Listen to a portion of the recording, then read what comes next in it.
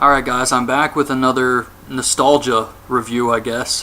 Today is ECW Anarchy Rulz 1999 from Chicago. Great show. This one was actually requested by 999Y Zabel, and it is an awesome pay-per-view. I think I actually have a couple matches from the show on one of my compilation VHS tapes. I think I have Tanaka vs. Awesome on there. But I really like this pay-per-view. Damn, this was just crazy. It was just good wrestling, and I mean, it really makes me miss ECW, but I really enjoyed the show. For my next old review, I will probably do WWE's Bad Blood 2004. I'm trying to alternate between WCW, ECW, WWE/F. That way I can get like some more stuff done, and it's not always the same thing with WCW. I still want to do a lot of WCW though, but I do want to try and mix it up a little bit if I can. But on to this show. Joey Styles and Cyrus the Virus opened the show to an awesome crowd. This crowd was unbelievable. I mean, if you watch this, it's just so apparent like how different it is now. Like the way people would pop for stuff back then. Even when some stuff wasn't that great, the people were still into it. And singing along with RVD's theme song, I mean, just all types of stuff like that. YouTube Al Snow's ECW entrance. There's a clip on YouTube somewhere I've watched a few times where everybody in the audience has the heads and they're just going along with it together. It was one of the Philly shows, I think. And it's amazing. Just how much the crowd cared and wanted to see these guys, and you watch it now and it's nowhere near the passion for it. So yes, I really love this crowd. It helped make this show so much better. But the first match is Jerry Lynn versus Lance Storm. I mean, this is going to be great already. Lance Storm is working as a heel. He has Dawn Marie as his manager, who's probably one of my favorite women in wrestling of all time. I'm definitely a huge Dawn Marie fan. Jerry Lynn has taped ribs. Storm low blows Lynn, but later on, Lynn does the same thing. I mean, it's ECW. The babyfaces will get the low blows if they have to. They actually get a standing ovation during the match. Dawn Marie hands Storm a chair. He puts in the turnbuckle. Lynn hits a DDT on the chair, but Dawn puts Storm's foot on the ropes. However, Storm knees Lynn in the injured ribs and rolls him up for the win. I wasn't too crazy about the finish because they were kicking out of everything, and by the end of it, a knee to the ribs is what did Lynn in. I didn't really like that, but the match itself was just so freaking good. It was just awesome. So I didn't mind that. Then we get Simon Diamond in the ring. He says he needs a tag team partner. No man wants to be his partner, so Jazz comes out. He puts her down, says women in wrestling are just TNA. Tom Marquez, a House of Hardcore rookie or something, wrestles Jazz. She grabs his junk and then hits a facebuster on him. What is with women in wrestling and facebusters? Like, all of them have used this move at some point. It's crazy to me. It's always a move the women do, like the facebuster. But Tony DeVito and Tony DeVito and Simon beat her down. Nova and Chris Chetty come out and clean house. So we get Simon Diamond and Tony DeVito versus Nova and Chris Chetty. However, when they came out to clean house, Chris Chetty did a lion salt and was injured almost immediately. No, he was injured immediately. That's what he did. He ran in, hit the moonsault, and then was grabbing his knee and didn't do another thing this entire match. So it was all Nova here. Roadkill and Danny Doring and Lita come in and attack everyone. Roadkill's about to splash Jazz, and a bunch of wrestlers come out. They start brawling. New Jack's music hits. This was awesome. He lays everyone out with signs, staplers, keyboards, guitars. Typical New Jack stuff. And it was good. This entire segment I didn't care much for. Yes, I like watching New Jack come out and hit people with shit. I do. So I like that part of it, but the match itself with, I guess, Chris Chetti getting injured or whatever, the Simon Diamond stuff, I didn't care for this whole segment, really. I think it was just a way to get some of these guys on the show. If you look it up on Wikipedia, Danny Doring and Roadkill were the dark match. So I guess Paulie was just kind of letting, the other guys get some airtime. Then we get Tajiri versus Guido versus Super Crazy. This was another awesome match. Big Sal hits a World's Strongest Slam on Tajiri and a powerbomb on Crazy, but it's not enough for Guido to eliminate one of them. Some sick dives in this match. Just crazy stuff here. Super Crazy drop kicks Sal off the apron through a table. Guido gets eliminated after a moonsault by Crazy. Crazy hits an inverted tornado DDT on Tajiri, but he kicks out and Tajiri wins after a brainbuster. This was really good. I was a fan of Tajiri in ECW. And I know in WWE it didn't really pan out that well for Tajiri.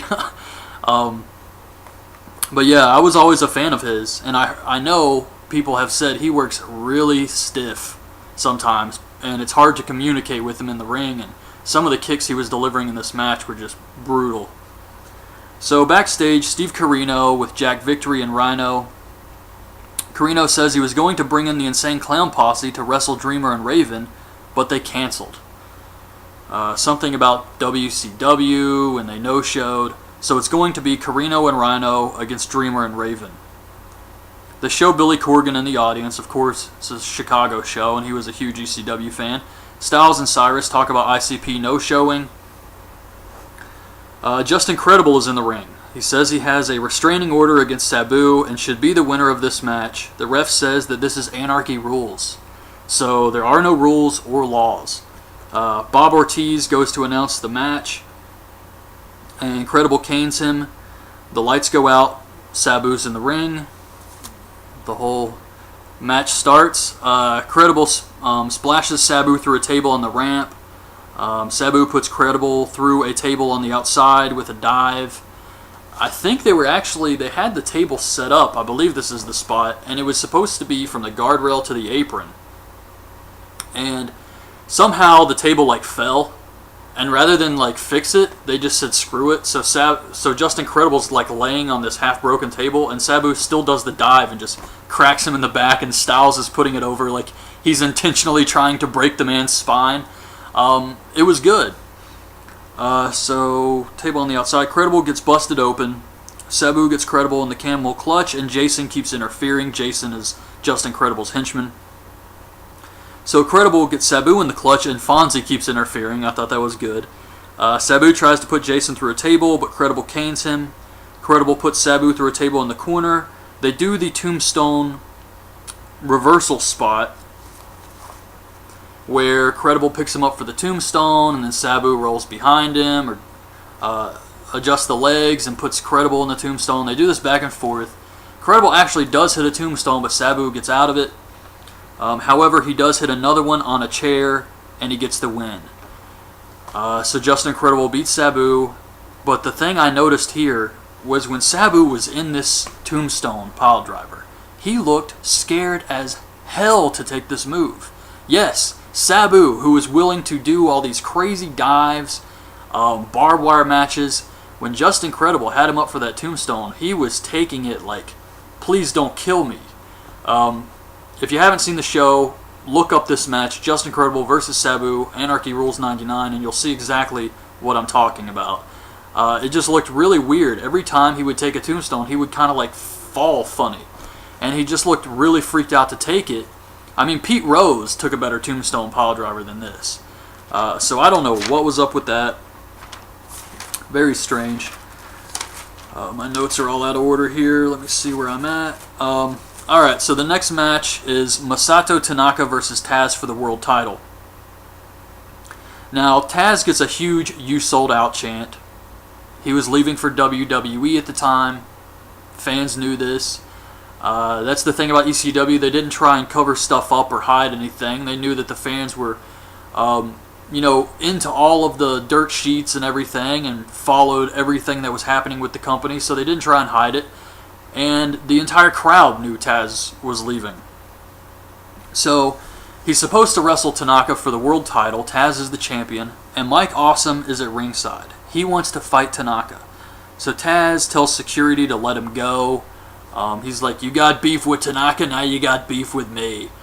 And Paul Lee comes out. Styles puts over Taz and Paul Lee having legit heat over Taz leaving. And Paul Lee makes it a three-way dance with Mike Awesome, who just happens to have his ring gear on underneath his street clothes. So it's a three-way dance with Awesome, Tanaka, and Taz. And Tanaka and Awesome work together against Taz. Tanaka hits a roaring elbow. Awesome hits the splash. They both pin Taz, and Taz is eliminated. He was out of there pretty damn quick. The locker room comes out to watch Awesome versus Tanaka. And also because it's, Taz has been such a huge part of ECW, they're kind of sending him off. Tanaka hits a tornado DDT onto a chair on the ramp on Awesome. A tornado DDT onto chairs in the ring. He lays Awesome down, puts a chair over his face, goes up top with a chair, and hits an elbow drop with a chair onto Awesome's face. And Awesome kicks out of that. He was kicking out of everything. Both guys, really. Awesome hits an Awesome bomb through a table on the outside. He hits Tanaka with some sick chair shots, including a chair shot off the top rope right onto Tanaka's head. And Joey Styles is like, son of a bitch. I just started laughing my ass off when he said that, because it was sick. But Styles, I'm sorry about that. He hits an Awesome bomb. Mike Awesome gets on the top rope, hits an Awesome bomb off the top through a table, and pins Tanaka for the win. This was a really good match. A lot of near falls. Afterwards, Awesome is the new champion. Taz comes down, hands over the belt. Who we know... He hands over the belt to Awesome, who we know would later take it to WCW. That's just the crap ECW had to deal with. They were a smaller company and they couldn't afford to keep guys around like that. They couldn't offer them near what the other two companies were offering. And so they set this whole thing up. They got their new champion with Mike Awesome. They got the old guy Taz coming, handing the belt to Awesome. And, trying to leave on the best terms with ECW. Which is, I have a lot of respect for Taz for leaving the way he did. But Awesome just would later go on to WCW. Even though he's the ECW champion. So, that kind of sucked. But yeah, a good match with a ton of near falls. Tommy Dreamer and Francine are in the ring. Joel Gertner asks him some questions about his back injury and career. Dreamer starts talking about Sammy Sosa, how he doesn't need to listen to doctors. He wants to give people what they paid for. He doesn't need pyro or any of that crap. Steve Corino comes out with Rhino and Jack Victory. He tells Dreamer if he wants to bleed, he will make him. He sends Rhino in to wrestle Dreamer. Dreamer chases Corino away, and he wheels Jack Victory, who's in a wheelchair, towards Francine, who cracks him in the head with a chair. Corino comes back out with a ladder, but Dreamer throws Rhino into him. Rhino slams Francine, and Raven comes out and gets hung up in the ropes. This was... oh, man. And I was a big Raven fan. I was. Early ECW, WCW, I liked Raven. And then it kind of went downhill. But yeah, in this match, Rhino hits Francine with a slam, and then Raven is coming out. I see the crowd pop. They're going nuts. They really want to see Raven. He runs out, full head of steam, gets caught in the ropes. He can't get into the damn ring. So he's trying to get in, he just falls and rolls under. And I was like, oh my god. And you could just feel the enthusiasm in the crowd just deflate. It was just... they still popped for the DDT. He hits a DDT on Rhino, and they still kind of popped for that, but you could just feel it.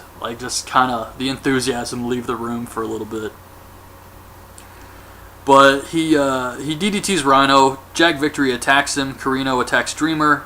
Dreamer and Raven both hit their DDTs on Corino and Victory for the win. This was very short. Wasn't really a match at all. Raven did the 2 DDTs and that was it, really. Even the stuff with Dreamer and Rhino was very short. So Axel Rotten comes out. Says he's not the best worker, but he can bleed. He calls out Mike Awesome. Storm, Credible, and Johnny Smith come out. And they want him to take back the challenge, and he refuses. So he attacks them and gets caned by Credible. Balls Mahoney and Spike Dudley come out to save him. Don Marie actually takes an acid drop. Balls lays Johnny Smith out with a chair, and since Smith was supposed to wrestle RVD and he can't because Balls hit him with a chair, they make it RVD versus Balls Mahoney for the TV title. This was another really good match with RVD and Balls Mahoney. Some people may be surprised by that, but yes, this was good. They brawl around the crowd. RVD hits an awesome somersault off the top into the crowd. That was just ridiculous. Fonzie, there was a segment, or a spot, I'm sorry, where Fonzie brings in a chair and rolls it in like he's doing Rolling Thunder. He like runs into the ring and just does like this roll and leaves the chair for RVD like he's a ninja or something. It was great. But both guys are working as faces here. The crowd is definitely way more behind RVD than Balls Mahoney. But both guys were, getting cheers, and they were both faces, and the fans were into it. RVD takes a sick chair shot to the head. Fonzie interrupts the count with a chair, so Balls goes to hit Fonzie with a chair, and he catches a Van Daminator. RVD hits the Frog Splash for the win. That was it. That was the end of Anarchy Rulz 99. Just a really good show, a fun show. If you're a fan of ECW, you should do yourself a favor and just watch this old pay-per-view. Because, yeah, it definitely makes me miss, like, the old days of ECW. But, yeah, I really like this pay-per-view. This is a good one. This is a good show here. A lot of good matches and an amazing crowd. Will definitely make you wonder, just what the hell happened. Like, why people can't get into it like that anymore. And, I mean, you can't really blame it on people being, smartened up to everything, because the ECW fans definitely were. I mean, so yeah, that's my review of Anarchy Rulz 99. Hope you guys liked the video. I'll be back to do another old show, Bad Blood 2004 WWE show. So leave your thoughts on this pay-per-view in the comments below, and thanks for watching.